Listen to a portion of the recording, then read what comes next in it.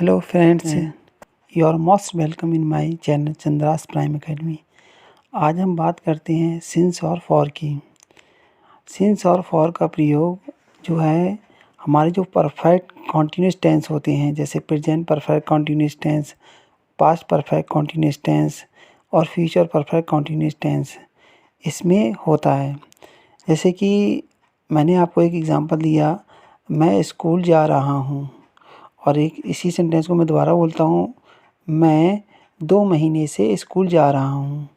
तो इसमें जो 2 महीने से आया है, यानी कि से की अंग्रेज़ी हमें लगानी पड़ती है। तो से की अंग्रेज़ी के लिए हम सिंस या फॉर लगाएंगे। तो इसमें थोड़ा सा जो स्टूडेंट्स होते हैं उनको ये कन्फ्यूज़न होता है कि कहाँ पर हम सिंस लगाएं और कहाँ पर हम फॉर लगाएं। तो सबसे पहले हम बात करते हैं सिंस की। सिंस का जो प्रयोग है, ये जो है पॉइंट ऑफ टाइम के लिए होता है। यदि समय निश्चित हो, यानी कि पॉइंट ऑफ टाइम हो, तो हम से की अंग्रेज़ी सिंस लगाएंगे। इसके बहुत सारे एग्जांपल हैं। जैसे मैं आपको एक एग्जांपल बताता हूँ। जैसे मैंने बोला 5 बजे से, यानी कि जो बजे होंगे उनके साथ, जैसे 5 बजे से, 6 बजे से, 7 बजे से, तो ये फ़िक्स टाइम हो गया। तो जैसे फ़िक्स टाइम हो गया तो हमने लगाएंगे इसके लिए जैसे सिंस 5 o'clock, सिंस 6 o'clock, इस तरह से। अगर जैसे हमने किसी ने बोला कि शाम के 7 बजे से, तो सिंस 7 PM। किसी ने बोला सुबह के 7 बजे से, तो सिंस 7 AM। इसी तरीके से दिनों के जो भाग होते हैं, जैसे प्रातःकाल से, दोपहर से या शाम से, तो इसमें लगाएंगे सिंस मॉर्निंग सुबह के लिए, दोपहर से है तो सिंस नून, शाम से है तो सिंस इवनिंग। ऐसे कल से तो सिंस यस्टरडे, है ना। अगर कल रात से तो सिंस लास्ट नाइट। इस तरह से हम प्रयोग करते हैं। अब हम बात करते हैं जैसे दिनों के नाम से पहले, जैसे सोमवार से, मंगलवार से, तो सोमवार से तो सिंस मंडे, मंगलवार से है तो सिंस ट्यूसडे। इसी तरीके से महीनों के नाम से पहले, जैसे सिंस जनवरी, सिंस मार्च। ये जितने भी सारे यूज़ अभी मैंने आपको बताए हैं, ये पॉइंट ऑफ टाइम है।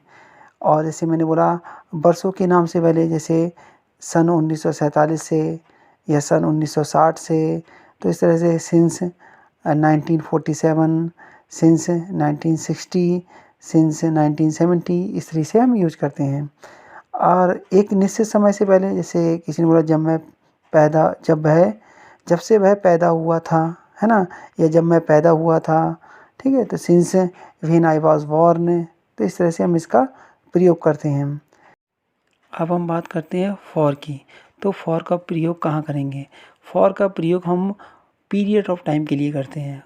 सिंस का प्रयोग हम करते हैं पॉइंट ऑफ टाइम के लिए, और फॉर का करते हैं पीरियड ऑफ टाइम के लिए। जैसे मैंने बोला 3 घंटे से, यानी कि सिंस की जगह यहाँ पे लगाएंगे हम फॉर 3 hours। बहुत सारे घंटों से, है ना, बहुत घंटों से, तो फॉर मैनी आवर्स। जैसे दिनों की गिनती से पहले, जैसे 5 दिन से, तो फॉर 5 days, है ना। बहुत दिनों से फॉर मैनी डेज, 10 दिनों से फॉर 10 days। इस तरह से हम इसका प्रयोग करते हैं। महीनों की गिनती से पहले, जैसे मैंने बोला 7 महीने से, तो फॉर 7 months। कई महीनों से, फॉर सेवरल मंथ्स। अब हमने बोला जैसे वर्षों की गिनती से पहले, जैसे किसी ने बोला कि 5 साल से, है ना, 6 साल से, तो फॉर 5 years, फॉर 6 years। इसी तरीके से सप्ताह या पखवाड़ा, सप्ताह का मतलब होता है 7 दिन का समूह, और 14 दिन के समूह को हम पखवाड़ा बोलते हैं। तो फॉर, जैसे बोला किसी ने बोला 2 सप्ताह से, तो फॉर 2 weeks। किसी ने बोला 1 पखवाड़े से, तो फॉर अ फोर्टनाइट। इस तरीके से हम इसका प्रयोग करते हैं। अब मैं आपको बताना चाहूँगा इनमें मेजर डिफरेंट क्या होता है सिंस और फॉर में। जैसे अगर किसी ने बोला कि 5 बजे से, तो 5 बजे से आपको अभी तक का समय जोड़ना पड़ेगा, तो इसमें हम लगाएंगे सिंस। किसी ने बोला 5 घंटे से, तो हमें उसमें समय नहीं जोड़ना पड़ेगा, समय हमारा जुड़ा हुआ दिया है उसमें, तो फॉर 5 hours लगाएंगे। 3 जून से, तो हमें जोड़ना पड़ेगा 3 जून से अब तक कितना समय हो गया, है ना, तो उसमें हम लगाएंगे सिंस। अगर हमने बोला कि 3 महीने से, तो इसमें लगाएंगे फॉर। हमें इसमें टाइम को ऐड नहीं करना है। हमने बोला मैं 1947 से इस घर में रह रहा हूँ, तो वहाँ हमें सिंस का प्रयोग करना पड़ेगा, क्योंकि 1947 से अब तक हमें कितना समय रहते हुए हो गया, तो ये हमें जोड़ना पड़ेगा। तो इसमें हम क्या लगाएंगे, सिंस। मैंने बोला 70 साल से, तो 70 साल का टाइम आपको पीरियड और टाइम जुड़ाया है, तो यहाँ पर हम फॉर लगाएंगे।